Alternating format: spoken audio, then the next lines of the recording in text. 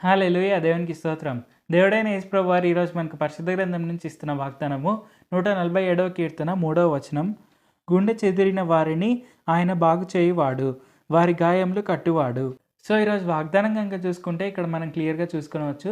మన కీర్తనకారుడు ఏమని చెప్తున్నారు? గుండె చెదిరిన వారు ఎవరైనా ప్రార్థన చేస్తే అది తప్పక దేవుడైన యేసు ప్రభువారు వింటారు.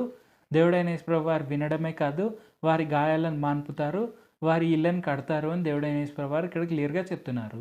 సో, ఏంటంటే మనము మామూలుగా ప్రార్థన చేసేటప్పుడు కంటే కూడా మనము ప్రేయర్ ఆఫ్ అఫ్లిక్షన్ చేసినప్పుడు మనకు రిజల్ట్స్ అనేవి ఇన్‌స్టంటేనియస్‌గా వస్తాయి. ఎందుకంటే మనము ఫుల్ కాన్సంట్రేషన్‌తో దేవుడైన యేసు ప్రభువారి నామం పేరిట ప్రార్థిస్తాం. ఎందుకంటే మనం ఇప్పుడు గుండె చెదిరిన పొజిషన్‌లో ఉంటే మనకు ఇంకా వేరే ఆలోచన ఏది ఉండదు.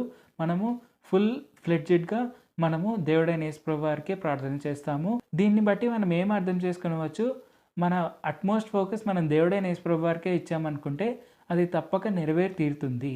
దానికి ఇంకా ఎటువంటి ఆల్టర్‌నేటివ్ లేదు.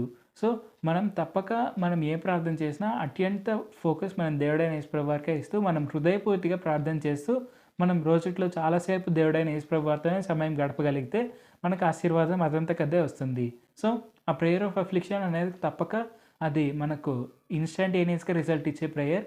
సో, ఇది మనం తప్పక గుర్తుపెట్టుకోవాలి. దేవుడైన యేసు ప్రభువారు మన ప్రార్థనలు ఎల్లప్పుడూ ఆలకిస్తూనే ఉంటారు. మన ప్రార్థనలన్నీ నెరవేరుతూనే ఉంటాయి. దీన్ని మనం ఎప్పుడు డౌట్ చేయకూడదు. మనం ఎప్పుడు ఇది నిజమేనా అని ఎప్పుడు అలాగ మనం ఆలోచించకూడదు. దేవుడైన యేసు ప్రభువారు మనకి ఇచ్చిన వాగ్దానాలన్నీ తప్పక నెరవేరుతాయి.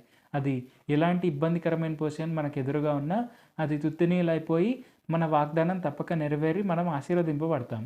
ఇది తప్పక మీరందరూ గుర్తుపెట్టుకోవాలి. ప్రార్థించుకుందాం.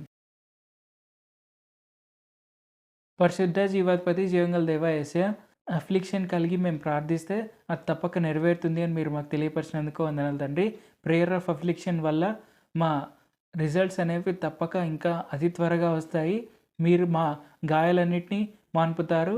అలాగే మీరు మా ఇళ్ళని కడతారు అని మీరు మాకు తెలియపరిచినందుకు వందనాలు తండ్రి. ఇది మేము గుర్తుపెట్టుకొని మేము ఎల్లప్పుడూ మా ఫుల్ ఫోకస్ మీకే ఇస్తూ మేము మీతోనే అత్యంత సమయం గడుపుతూ మేము హార్ట్‌ఫుల్‌గా ప్రేయర్ చేసేందుకు సాయం చేయండి. నజరేయుడైన యేసు నామములో ప్రార్థిస్తున్నాము తండ్రి. ఆమేన్. Thank you Jesus. దేవుడు మిమ్మల్ని ఆశీర్వదించును గాక.